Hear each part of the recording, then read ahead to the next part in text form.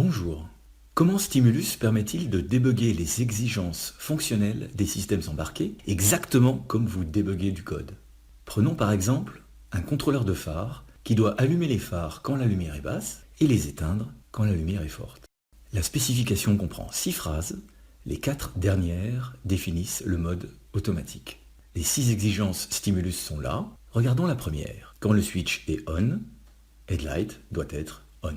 Celles qui concernent le mode automatique sont bien sûr plus complexes. Par exemple, à 3.1, l'exigence formalisée en stimulus est très proche de l'exigence originelle. Pour tester l'ensemble des 6 exigences, il suffit de les regrouper par drag and drop dans un paragraphe, ici LLR all V1.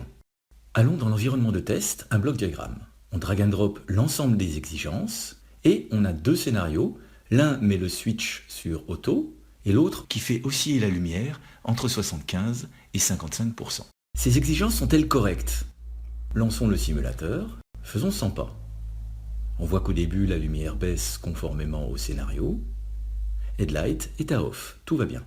Par contre, quand Light Intensity passe en dessous de 60%, au lieu de voir Headlight passer à on, on voit les phares clignoter. Aucune exigence ne s'applique, Headlight n'est pas contraint, ce que Stimulus indique en le mettant en pointillé.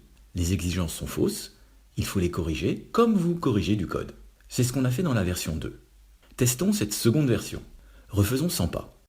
Cette fois-ci, une barre rouge nous indique un conflit entre exigences. Lesquelles sont concernées? Il suffit de cliquer sur le premier message d'erreur. Il montre l'exigence 3.1 qui dit « Headlight shall be on ». Si on clique sur le deuxième message d'erreur, Stimulus montre l'exigence 3.2 qui dit « Headlight shall be off ».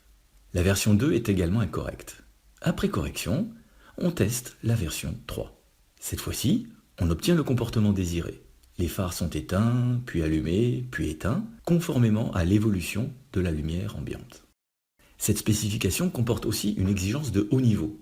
Les phares ne doivent pas clignoter. Avec Stimulus, vous pourrez aussi vérifier que les exigences détaillées ne violent pas l'exigence de haut niveau. Mettons cette HLR dans un observateur. Relançons le test. Faisons de multiples exécutions, par exemple 20 runs de 500 pas. En un clic, on a exécuté 10 000 pas et la spécification détaillée n'a pas violé l'exigence de haut niveau, sans quoi elle aurait tourné à rouge. Vous pouvez définir autant d'observateurs que vous voulez, notamment pour vos exigences de safety. Essayez Stimulus.